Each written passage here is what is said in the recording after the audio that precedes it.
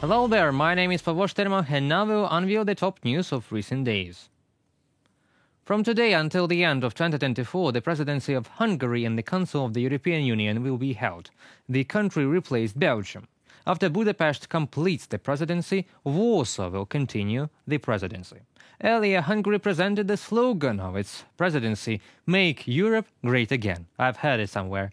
The priorities of the Hungarian presidency of the Council of the EU in the country were named 7 directions: the adoption of the new European Agreement on Competitiveness, strengthening of European defense policy, a consistent and merit-based expansion policy, stopping illegal migration, shaping the future of cohesion policy, farmer-oriented EU agricultural policy, solving demographic problems. Congratulations to Hungary on taking over the presidency of the EU. I wish the Hungarian presidency of the Council of the EU 2024 effectiveness in promoting our shared European values, goals and interests. While advancing on its path to the EU, Ukraine is ready to contribute to these efforts and strengthen our Europe. Volodymyr Zelensky, President of Ukraine, on social network X. However, if someone is worried that one of the largest Eurosceptic countries will preside and this will somehow change the situation in the EU, then this is not the case. Over the next 6 months, Hungary will host working groups, meetings, summits and informal events. This does not mean that Hungary will somehow be able to change the reality of the European Union, where the absolute majority of countries are for Ukraine, for the supply of weapons to Ukraine, for financing and for Ukraine's accession to the Union. No, Hungary will not be able to change this.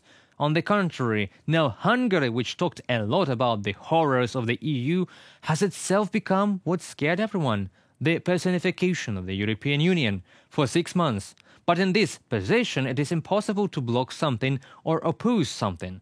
All work takes place in committees and working groups where most countries decide everything, not one person alone with veto right. And Orban will have to do what the majority says, and not what he himself wants. And he will have to meet with Zelensky. Mother will become an EU bureaucrat, because that's how it works. Can Hungary conditionally block Ukraine's integration into the EU? Purely technically, yes. It can sabotage the work, all the committees, all the working groups, meetings of ministers, and so on. But this will lead only to the one thing, to the growth of hatred and discontent for Hungary and its exclusion from the governing bodies, deprivation of funding, trade wars, dispute, and a decline of Hungary's economy. This is not what Orban really wants. There will be lots and lots of PR and nothing more. Yes, it is unpleasant that this will happen, but still we will do that. But this is democracy and the principle of existence of the European Union. Everyone should be the chairman.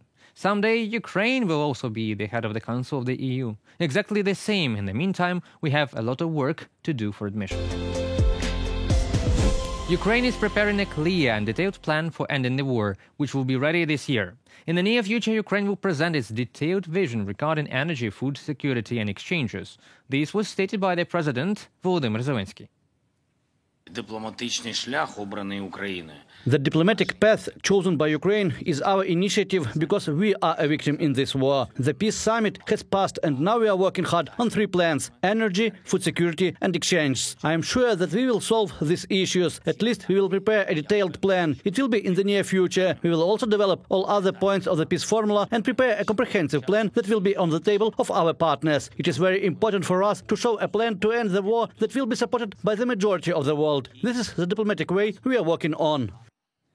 If everything depended only on Ukraine, there would be no war. Volodymyr Zelensky also said this. After all, it is the Russian president who doesn't want the war to end. On June 14th, Putin fantasized new conditions for the start of ceasefire talks. Ukrainian troops must withdraw from the entire territory of 4 Ukrainian regions, and Kyiv must declare that it has no plans to join NATO. The Ministry of Foreign Affairs of Ukraine stated that this so-called ultimatum for the start of ceasefire talks, Putin aims to disrupt the Global Peace Summit in Switzerland, and he did not succeed. By the way, German Chancellor Olaf Scholz rejected calls for peace talks in response to Putin's so-called peace plan. During his speech in the Bundestag, Scholz emphasized that Putin is still bent on war, and his proposal only confirms this. Putin is still fully committed to war and rearmament. No one can ignore that, Scholz said. The proposal requires Ukraine to relinquish territories not yet occupied by Russian forces and to renounce any future military aid. Anyone who believes that this will lead to lasting peace in Europe should watch a lot of Russian channels, Scholz said, referring to the Moscow-controlled TV channel. At the same time, former US President Donald Trump, during a debate with Joe Biden, called the conditions for peace in Ukraine put forward by Vladimir Putin unacceptable. At the same time, Biden believes that Putin wants to restore what was part of the Soviet Empire. He doesn't just want a part, he wants all of it, all of Ukraine. By the way, former Russian President Medvedev also spoke about negotiations. He stated that if negotiations do not take place, then the next ones will take place under worse conditions for Ukraine, taking into account what will happen in a northeast military district. As Medvedev emphasized, Russia's current peace proposal for Ukraine is urgent, which means subsequent negotiations will take place on conditions that are worse for Kyiv. Well, that means the Kremlin really wants negotiations now, and there is no need to hold them. After all, as Zelensky said, Putin's ultimatum cannot be trusted. This is the same sin that Hitler did when he said, "Give me part of Czechoslovakia, and that will be fine." End of it. But that was a lie. After that, there was Poland, then the occupation of all of Europe. Whether we want history to repeat itself is a rhetorical question. And that concludes our today's video. Thank you for watching. Stay updated, comment, like and subscribe to our UETV channel for more news from Ukraine. It is your support that really matters for us. Goodbye.